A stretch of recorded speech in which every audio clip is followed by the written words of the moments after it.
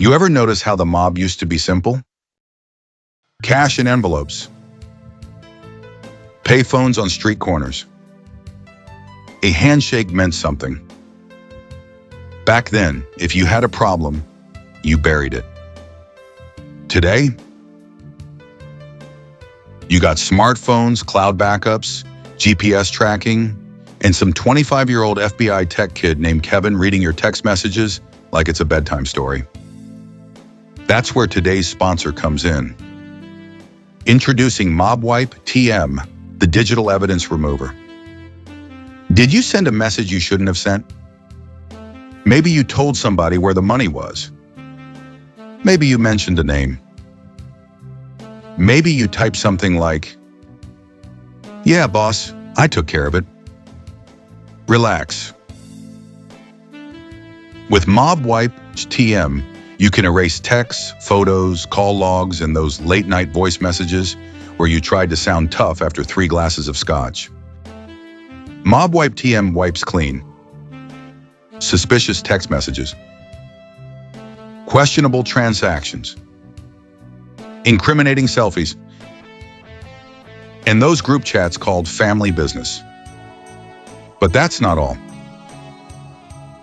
Upgrade to MobWipe Pro TM and you'll also get automatic alibi generator, fake GPS history, I was at my cousin's wedding mode, and our newest feature, witness protection browser cleaner.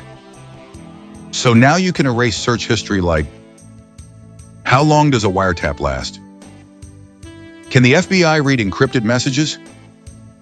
And everybody's favorite, best place to hide a body in New Jersey. Because let's face it, modern mob life ain't what it used to be. Back in the day, you had loyalty. Now you got screenshots. That's why today's wise guys trust MobWipe TM. Because sometimes the best defense is deleting the evidence. MobWipe TM. In the digital age, you can't whack the hard drive, but you can wipe it. Forget about it.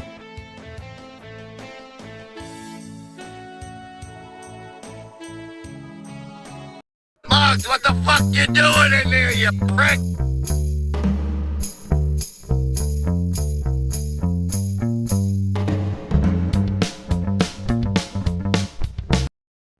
The Milwaukee Mob. Frank Balistrieri and the Hidden Mafia of Wisconsin. A Pizzaverse Studios documentary. A Palermo Productions original. Written by Bambi Palermo. Narrated by Vincent DiPrio. Milwaukee, Wisconsin. A city known for breweries, factories, and blue-collar neighborhoods along the shore of Lake Michigan. But for decades, beneath the quiet streets of Milwaukee, organized crime operated with remarkable discipline. Unlike the mafia families of New York or Chicago, Milwaukee's mob rarely made national headlines. There were no massive gang wars, no flashy bosses courting the spotlight. Instead, the Milwaukee Mafia operated quietly, efficiently, and very profitably. At the center of this hidden empire stood one of the most powerful organized crime figures in Wisconsin history, Frank Balistrieri. The early Milwaukee underworld.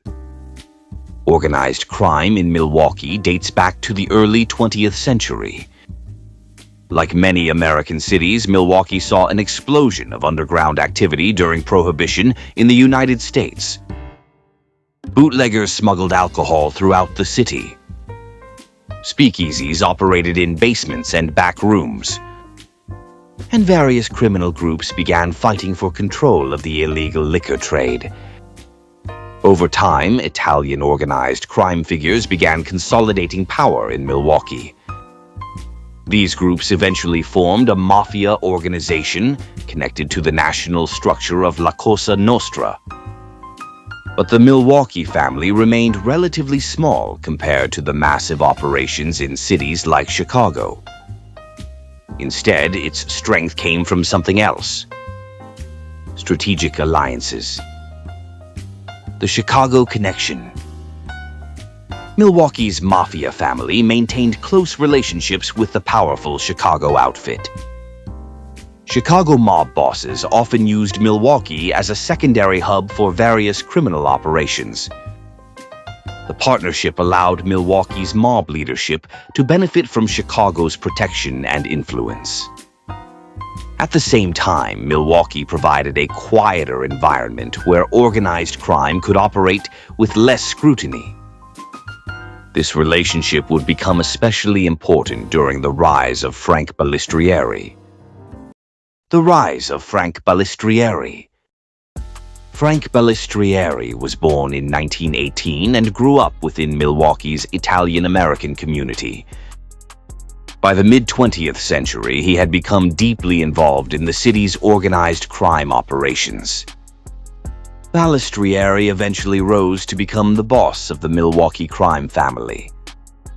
Unlike many mob leaders who thrived on public attention, Balistrieri preferred to remain behind the scenes. He operated primarily through trusted associates and lieutenants. Under his leadership, the Milwaukee mob expanded its control over several lucrative rackets. These included illegal gambling operations, sports betting networks, loan sharking, nightclubs and bars.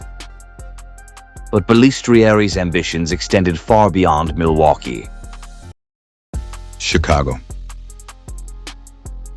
A city built on steel, sweat, and guys who asked very uncomfortable questions. Back in the day, if somebody owed money, skipped out on a debt, or suddenly forgot how to speak English when the boss asked a question, well, let's just say the Chicago outfit had a system. Now you can bring a little of that legendary problem-solving power into your own home. Introducing the Chicago Outfit Truth Extraction Kit. That's right. For the low price of 3 easy payments of $19.29, because around here we respect tradition, you'll receive everything you need to turn any awkward conversation into a full confession. Inside every kit you'll find the Cicero conversation chair. Comfortable and sturdy, and positioned directly under the bright light of truth. The deluxe rubber hose. Perfect for encouraging honesty at family poker games. And of course, the Chicago Outfit Ledger Notebook. Because when somebody says they'll pay you tomorrow, you write that down. But wait, there's more. Order now and we'll include the emergency alibi generator. Just spin the wheel and instantly receive a classic Chicago excuse like, I was at church. I was with my cousin Tony. I never even heard of that guy. Or the all-time favorite. What murder? Thousands of satisfied customers are already talking. Mostly because the kit works. So the next time someone tells you, I swear, I don't know nothing, just smile, lean in close. And remember what Chicago taught us all. Everybody talks eventually. The Chicago Outfit Truth Extraction Kit. Available now.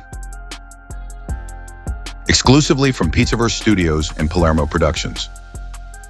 Because sometimes you gotta solve problems. Chicago style.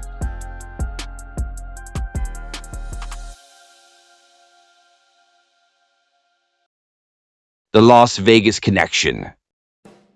During the 1960s and 1970s, organized crime figures across the Midwest invested heavily in Las Vegas casinos. Through partnerships with the Chicago outfit, Milwaukee mob figures became connected to the casino industry. Money flowed from gambling operations in Wisconsin into larger organized crime ventures tied to Las Vegas. The relationship allowed Balistrieri to increase his influence within the broader Mafia network. But it also attracted the attention of federal investigators. The FBI investigation. By the 1970s, the FBI had intensified its war against organized crime across the United States. New investigative tools allowed federal agents to penetrate previously secret mafia operations. One of the most important developments was the use of hidden microphones and wiretaps. Federal agents secretly recorded conversations involving Frank Balistrieri and his associates. These recordings provided a rare glimpse into the inner workings of the Milwaukee Mafia. Investigators uncovered evidence of gambling operations, extortion schemes, and connections to larger organized crime families. Eventually, these investigations led to criminal charges against Balistrieri and several of his associates. The fall of the Milwaukee mob. Frank Balistrieri was eventually convicted on federal charges related to organized crime activities. Although the Milwaukee Mafia did not disappear overnight, federal prosecutions significantly weakened the organization. By the late 20th century, many of the traditional rackets that once supported organized crime had declined. Increased law enforcement pressure and changing economic conditions made it harder for mafia families to operate openly. The Milwaukee crime family gradually faded from prominence. But its legacy remains part of the city's hidden history. For decades, the Milwaukee Mafia operated quietly in the shadows of a Midwestern city better known for beer and baseball. Under the leadership of Frank Balistrieri, the organization built a criminal network tied to larger mafia families across the country. Through gambling, loan sharking, and strategic alliances, Milwaukee's mob played a small but significant role in the broader world of American organized crime. A hidden empire that thrived not through chaos, but through discipline, secrecy, and patience. Organized crime in America has always adapted to the times. Families rise, empires fall, and cities that once seemed quiet often reveal unexpected stories beneath the surface. Milwaukee was one of those cities. Thank you for watching this Pizzaverse Studios documentary. For more deep dives into organized crime history, subscribe and follow Pizzaverse Studios and Palermo Productions. This has been Vincent D. Prio, and we'll see you in the next episode.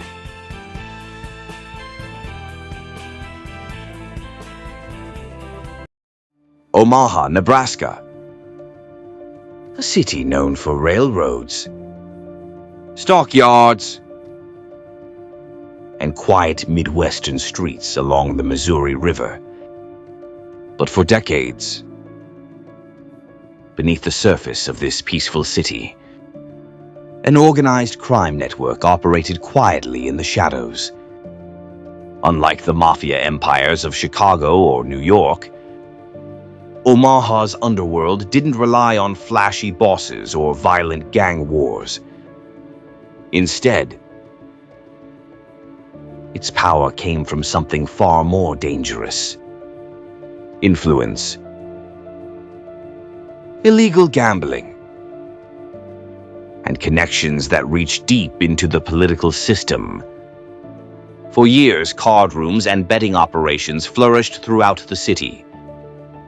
Money moved through underground networks hidden behind legitimate businesses. And many of the people running these operations believed they were untouchable.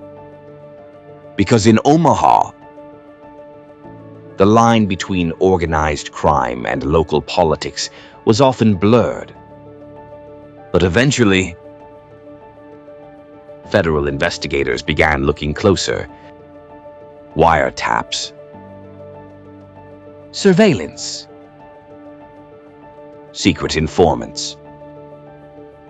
The quiet system that had protected Omaha's underworld for decades was about to unravel. And when the truth finally came out, it revealed a hidden criminal empire operating right in the heart of the Midwest. The Omaha mob. Gambling, politics, and power. A Pieceverse Studios documentary. A Palermo Productions original. Written by Bambi Palermo.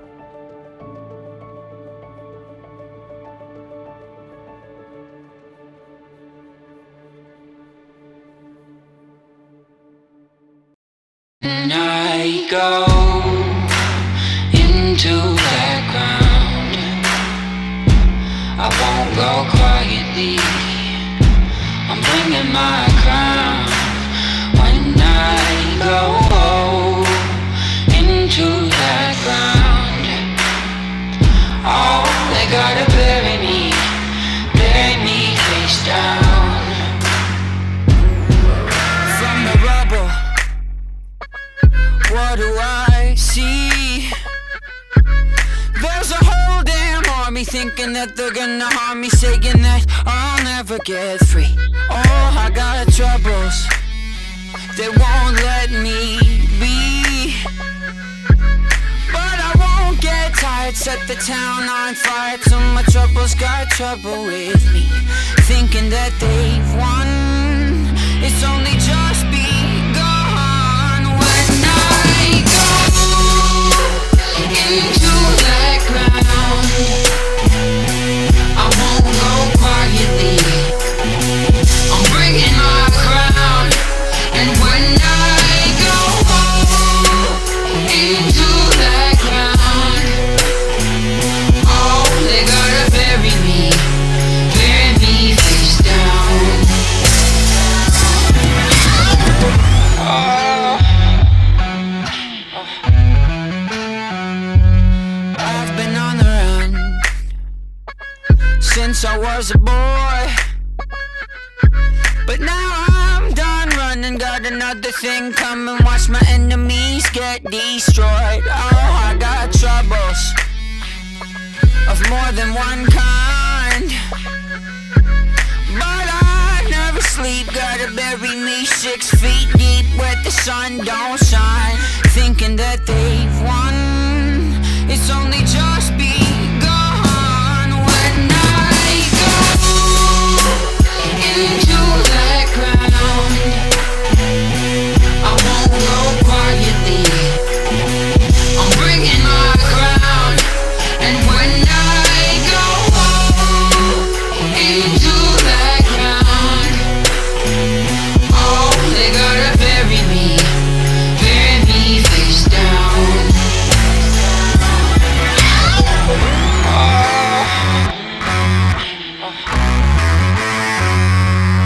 I've been counted out, left for dead, wanted with a bounty on my head. But somehow, someway, I'ma keep moving along. Been counted out, left for dead, wanted with a bounty on my head. But somehow